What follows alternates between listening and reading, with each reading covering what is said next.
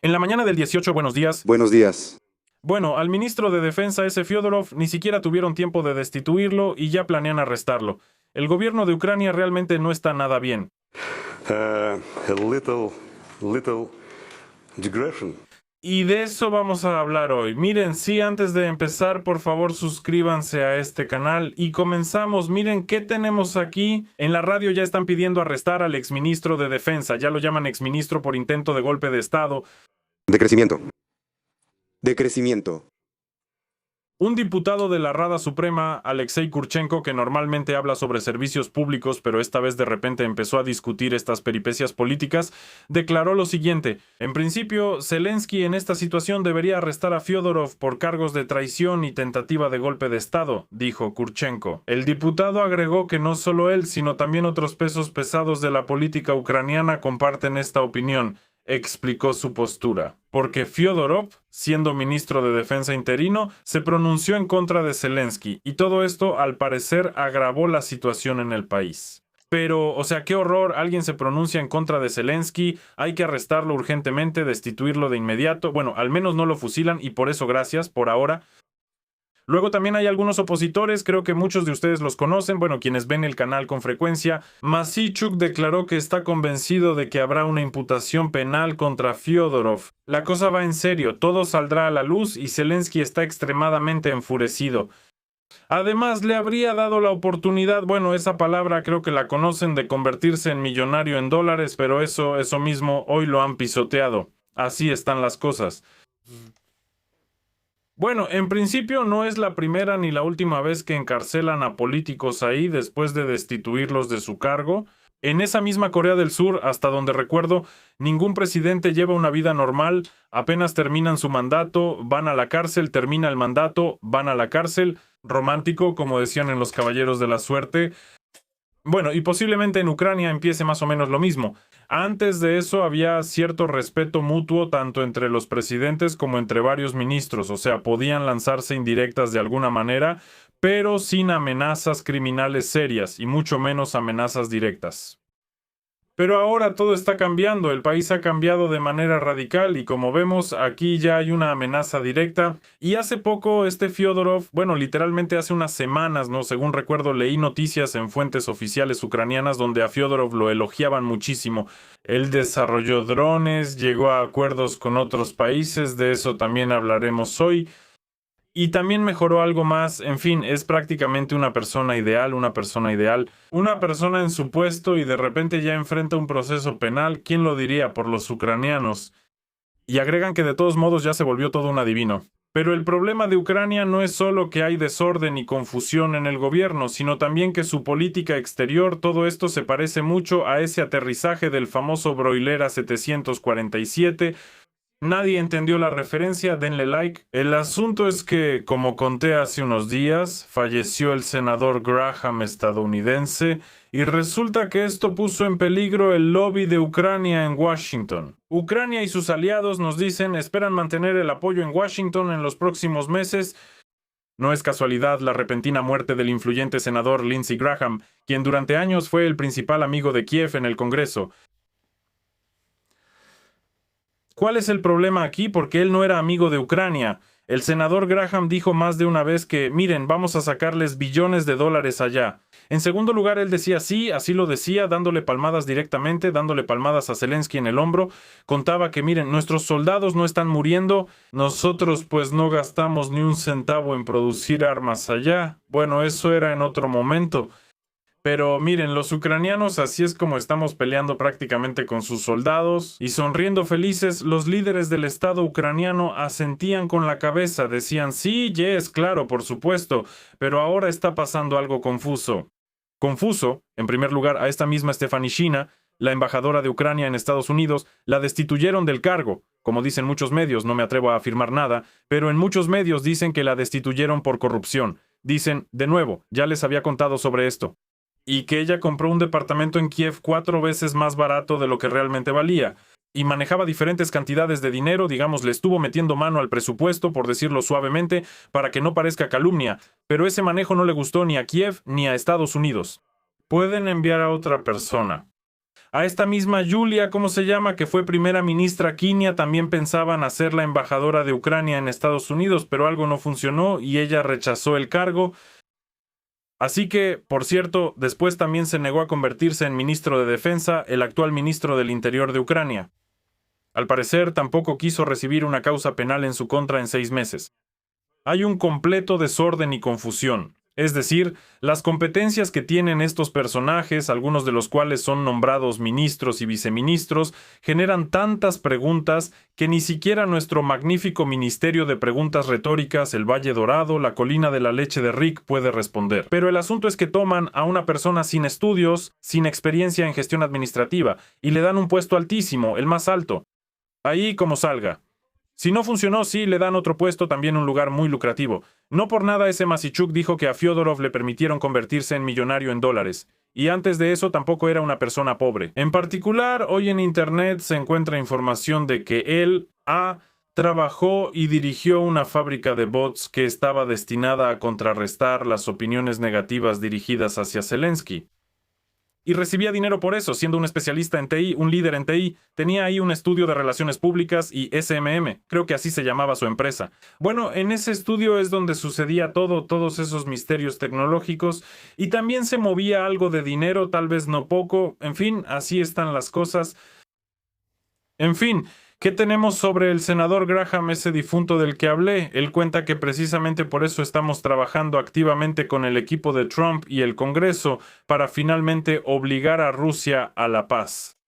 Por supuesto, todos lamentan la muerte de Graham, naturalmente, pero esperamos una acción constructiva de Washington, dijo a la publicación un alto funcionario ucraniano bajo condición de anonimato.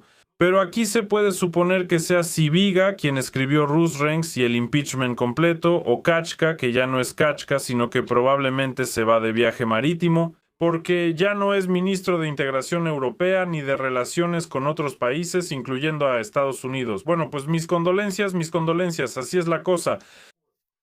De repente salió de la hibernación Ermak, ese al que intentaron encarcelar pero no lo hicieron. Tal vez aquí también hay algún tipo de conflicto interno porque, de nuevo, hay que encontrar la manera de atacar a una persona tan importante. Alguien encontró la manera, lo intentó y no funcionó. Y tal vez todo esto que estamos viendo ahora es solo la superficie del pantano.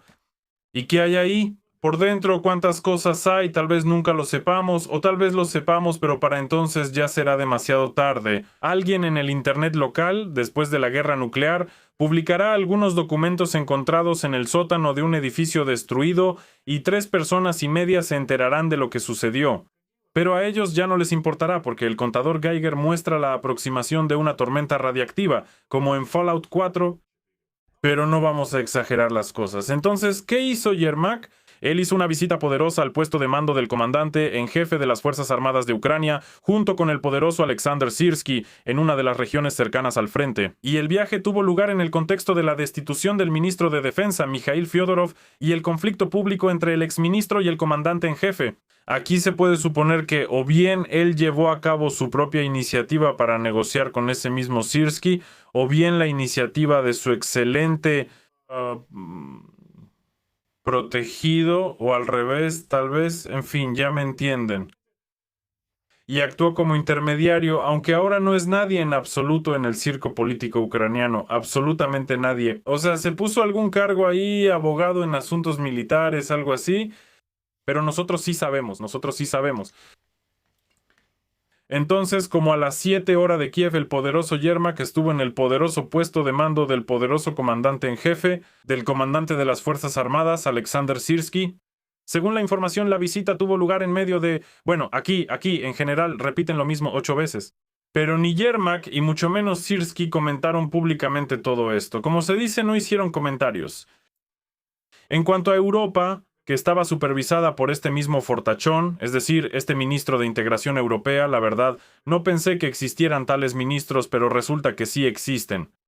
Así que pues nos integraron a Europa, y resulta que en Europa ya están planeando enviar tropas a Ucrania. En mi opinión, eso es algo maravilloso. Llegaron, enviaron militares y oficialmente ya comenzó la Tercera Guerra Mundial. Y nos dicen que los países europeos deberían desplegar un contingente militar en Ucrania ya mismo, sin esperar al cese al fuego.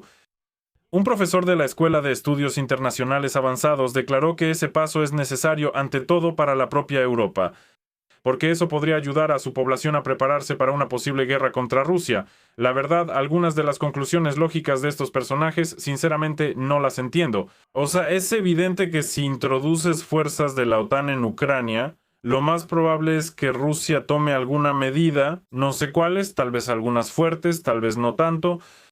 Tal vez, una vez más, trace algunas líneas marrón-rojas y diga que no está bien hacer eso. Pero, sin embargo, la gente de Europa no está lista para pelear en absoluto, incluso menos que la gente de Ucrania, a quienes prepararon para la guerra desde 2014 en adelante. Ahí todo fue paso a paso, poco a poco las ranas se cocían en esa agüita y al final se cocinaron. Y en Europa ahora es un poco diferente, nadie quiere pelear en absoluto. Estoy seguro de que habrá algunos personajes militarizados, como esos tipos cabezotas, pero no saldrá nada bueno de eso. Y de repente dicen, vamos a enviar tropas ahora mismo. Sí, ustedes, bueno, de verdad, no sé, tal vez ese profesor recibió una beca demasiado grande y compró algo que no debía. En vez de té le echaron algún otro tipo de objetos de origen vegetal, digamos, o algo más. Bueno, proponer algo así en un artículo oficial hay que ser un genio, la verdad. Entonces, él señala que los países europeos están aumentando rápidamente sus presupuestos de defensa, no por las exigencias de Trump, aunque de nuevo esto contradice el sentido común y los hechos. La misma Ursula von der Leyen firmó con Estados Unidos en nombre de Europa un contrato, un compromiso para comprar armamento por una suma de no 500 millones, sino medio billón de euros. ¿De qué estás hablando? ¿Que lo hacen por las exigencias de Trump? Pues ahí está. Y no es porque planeen pelear en Ucrania, la razón es que en Europa cada vez consideran más real la posibilidad de una guerra con Rusia fuera de Ucrania. Bueno, también están algo locos, pero mira la situación actual, mira cómo están las cosas. En Ucrania la guerra ya lleva 5 años. Y hasta ahora sí hay algunos movimientos, pero todo está estancado. ¿De qué manera y en cuánto tiempo, en cuántas décadas Rusia desde Ucrania, incluso si va tomando decenas de kilómetros por año, va a avanzar hacia Europa? ¿Cuánto tiempo se necesita para eso? ¿Y con qué esfuerzos otra vez? O sea, ok, supongamos que según algunas teorías esos territorios fueron capturados. No voy a hablar de países. Aquí tenemos un país con una economía que no es muy buena en este momento, por cierto, que está tratando de apoderarse de otro país. Bueno, supongamos que algo sucedió y les salió. El territorio capturado ahora está como si hubiera pasado una apisonadora. No hay nada ahí, bueno, ni siquiera algo vivo. Mira esos lugares como Bakhmut, Artemovsk y otras ciudades. Para restaurarlas no se necesitan años, sino décadas. Se requieren enormes recursos para eso. Eso en general hará que se les pongan los pelos de punta a todos los que todavía los tienen. Y aquí nos dicen que no solo hay que reconstruir, además la economía en la Federación Rusa no está precisamente muy bien ahora. Está al borde del colapso. Ahí hasta esa misma Nabiulina ya se está escondiendo, no aparece por ningún lado, pobrecita, desapareció. El rublo sube, los ingresos del petróleo y gas están cayendo. Bueno, sí, ahora el precio del petróleo va a subir, pero ya ahí, en resumen, como dije, no se puede sacar adelante todo esto solo con eso. Y mientras más pasa el tiempo, más convencidos están de tener la razón, cada quien seguro de tener la razón. Y de repente empiezan a decir que en unos años Rusia va a invadir a Polonia o algo así, aunque Polonia también se está preparando. Pero este profesor dice cosas muy extrañas, sumamente inusuales. Y también dice que hay una encuesta según la cual alrededor de 1/3 de los europeos declararon que no están dispuestos a defender su país. Pero, naturalmente, el índice más bajo se registró en Italia. Allí casi el 80% dijo que nadie va a hacer nada. Y resultó que esto es influencia de la propaganda prorrusa o de fuerzas políticas que están en contra del rearme de Europa. En resumen, el artículo es tan extraño, tan, no tengo miedo de decirlo, tan descerebrado, que simplemente no dan ganas de seguir leyendo. Probablemente ni siquiera lo haré. Porque contradice tanto los hechos como el sentido común y la estructura del universo, y en general yo le recomendaría a este autor, ese Tocci, si entiendo bien es italiano o italiana quien sea, que mejor escriba cuentos para niños. Ahí sí sería interesante porque sería algo así como, bueno, en fin, está bien. Lo siguiente es que de repente en Alemania, otra vez en Europa empezaron a hablar sobre la renuncia de ese mismo Fyodorov. Ahí hizo un montón de contratos y ahora todos están descontentos. En Berlín dicen que ellos están descontentos. Tradicionalmente el gobierno federal no comenta, pero el ministro de Defensa, Pistorius, sí reaccionó. Pistorius se dirigió personalmente a Fyodorov. En buena medida fue precisamente tu valentía en el tema de la innovación lo que le dio a los ucranianos un nuevo impulso en este conflicto prolongado. Y probablemente también en Facebook Pistorius puso algún emoji poderoso, lo cual sin duda apoyó a Fyodorov, quien nuevamente está bajo la amenaza de una investigación criminal. Al parecer, eso no ayudó mucho a Fyodorov, por eso Pistorius lo apoyó aún más, valoró muy positivamente la excelente cooperación basada en la confianza. Luego está la experta Kujarova, una europea que declaró que Zelensky se pegó un tiro en el pie. Y dice que parece que... Bueno, en realidad ese es todo el comentario. Bueno, y algunos comentarios al parecer nos dicen que provienen de algunos analistas alemanes en la red social X de Elon Musk. Llaman un error la renuncia de Fyodorov, aunque admiten que no entienden completamente qué está pasando y por qué. Pero lo más importante es que no entienden, pero comentan activamente. Es aún más curioso cuando una persona ni siquiera entiende de este tema y dicen, bueno, ahora vamos a comentar activamente la renuncia de Fyodorov y sus razones. Pero si no entienden, ¿cómo pueden comentarla? Se ve muy extraño. Pero nosotros, creo, ya estamos acostumbrados. Y de repente otra vez había personas que apoyaban a Ucrania en la dirigencia alemana, pero entre la población el apoyo no era tan fuerte. Más de la mitad de los alemanes, más del 50%, están a favor del cierre total de las fronteras para los refugiados. Más de 2/3 de los alemanes apoyan el derecho de los refugiados a la protección, pero sospechan de varias cosas. Por ejemplo, que muchos solicitantes de asilo solo buscan oportunidades económicas y beneficios sociales. 51 encuestados están a favor de poner fin. 62 creen que los solicitantes de asilo y los migrantes no necesitan protección, sino que más bien buscan oportunidades económicas o beneficios sociales. Pero aquí en realidad no solo se refiere a los ucranianos, pero sin embargo ellos están incluidos en esta cuestión, el porcentaje más alto según las votaciones. Bueno, y creo que podemos cerrar todo esto con la intervención del magnífico patriota de su país, el líder, el gran Starmer, que ya no es primer ministro, pero sigue diciendo toda clase de tonterías. Entre otras cosas, él declaró que nuestro apoyo a Ucrania será eterno. Este artículo ni siquiera hace falta leerlo, es igual de raro en general, pero aquí también está interesante. Bueno, ya te despidieron, caray, te quedan un par de semanas en el cargo, llegas a un país extranjero y declaras que el apoyo será eterno.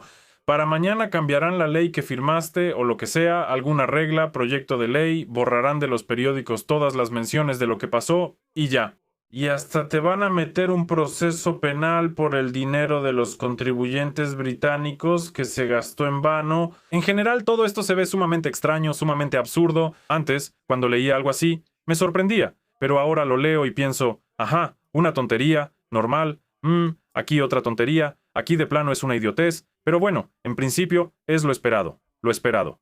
Algo inteligente, algo donde realmente se nota que la persona intenta razonar. Eso ya huele a algo raro, probablemente eso no está bien. Bueno, y creo que ya se imaginan a quiénes vamos a ver a continuación, por supuesto, a nuestros magníficos líderes, y entre ellos habrá muchos de ellos. Pero primero hay que invitarlos para que no se ofendan, para que todos esos condes, marqueses, barones, baronets de las capas más altas de Internet vengan con nosotros. Subtítulos. Bueno, escuchemos a los payasos. Adelante, camaradas. Y ahora todos esos marqueses, condes, barones, baronets se nos presentan y empiezan a decir cualquier tontería. Por ejemplo, ¿a quién tenemos? Tenemos a Fedina, de nuevo, creo que es Fedina, ¿verdad? En fin, sí, la que no se fue otra vez al extranjero para tomar algo por Ucrania, pero ahora dice que, lo vimos, discúlpenme, por favor. Ella cuenta que, de repente, en ese mismo incidente en Leópolis, había provocadores de Dnipro, sospechando que, de repente, en una ciudad ajena hay representantes de otra ciudad. A esta Fedina no le gusta eso, solo falta que pregunte de qué barrio son. Pero sí tenemos a alguien de ellos aquí. Aquí hay una periodista, vamos a ver. Viajando en el transporte público, yo desde afuera digo, ¡vaya! La chica tiene como 3 pequeños músculos mímicos bien desarrollados y dice, bueno, es otra de esas chicas que cuenta que en el ejército no pasa nada, que nadie muere, que no hay que pelear, que no hay que aprender a cavar trincheras, que no hay que defender tu tierra, solo hay que firmar papeles. Todo está perfecto. Ya lo han notado. Ahora casi todas las brigadas se están reclutando. Incluso hoy me llegó un mensaje de texto para que me enlistara. Bueno, entiendo que de todos modos son solo mensajes masivos, notificaciones de diferentes tipos. Qué mujer tan inteligente. Ofertas de todo tipo, diferentes propuestas, escuchen, también organización y procesamiento de información. Ya deja que hable tu compañera, a esta pelirroja le encanta platicar. Antes ella era como Anfisa Chejova, pero algo salió mal y dejó de ser la conductora de un canal con contenido interesante. Pero bueno, se volvió una patriota de Kaini, una guerrera de toda la Valquiria. Trabajar solo con documentos, simplemente para sistematizar. Organización de reuniones como los de relaciones públicas por separado. Como organización. En el ejército, la organización de reuniones como relaciones públicas es organizar una reunión con el enemigo en la línea del frente, en la trinchera, como encargado de relaciones públicas, ¿o qué? La verdad, perdí el hilo de lo que decía la presentadora. Pero ella mira urgentemente hacia otro lado, tal vez pidiendo ayuda. Quizás ella misma se perdió. Una chica con flequillo peinado justo sobre los ojos la mira de manera extraña. Es absolutamente imposible entender por qué lo hizo. La organización del encuentro está a cargo de las gerentes de eventos, pero son militares. Ah, gerentes de eventos en el ejército, gerente de eventos, ya no entiendo nada. Entiendo que ahí hay de todo. Pero esa variedad, esa cantidad de profesiones, y eso está lejos de ser infantería, no me lo estoy imaginando. Una chica sonríe valientemente, con músculos faciales bien desarrollados en la parte superior. ¿Cómo se está desarrollando en general el reclutamiento ucraniano? Dios, de los 42 segundos ya pasaron 33 mientras hablaba esa pelirroja, y apenas ahora le dio la palabra a esa pelirroja que se llama Lesia Okuriainova o Okuriainova. Bueno, en general ella es la subdirectora del Centro Ucraniano de Seguridad y Cooperación. ¿Qué relación tiene ella con el ejército? ¿Quién es? ¿Por qué? Muchas preguntas, pero como siempre no hay respuestas para ellas. Tenemos movilización, no podemos movilizar en cualquier año. Ah, sí, ¿y por qué ella misma no se movilizó? ¿O eso es su guerra? O sea, ella trabaja con documentos o con empanadas, tiene los músculos tan desarrollados aquí que da la sensación de que ella en bueno... Y sabemos por los ejemplos de todas las guerras que ocurrieron sin una movilización general, que en una guerra así es imposible ganar. O sea, hay ideas muy buenas.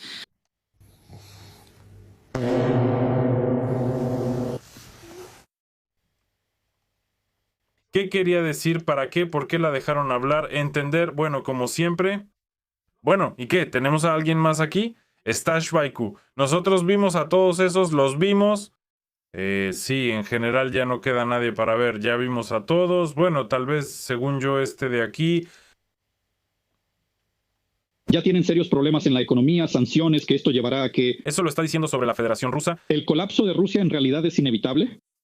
El periodista bastante bronceado parece estar contento y probablemente pronto enviará pronósticos sobre la desintegración de la Federación Rusa en el chat. Lo que pasó. Bueno, y la tercera vez creo que ya todos lo analizarán exactamente y Rusia ya se reducirá a esas circunstancias objetivas por las cuales los analistas al parecer... Será, es como el robot Werther, solo que en forma humana. Ah, ¿eso es todo? ¿Eso es? Ya tienen problemas serios. Al final, eso al parecer es toda la presentación. En general, excelente. Dijo que Rusia se va a desmoronar. Bueno, pues estamos agradecidos con este orador por nuestro feliz presente. Adiós a todos, eso es todo.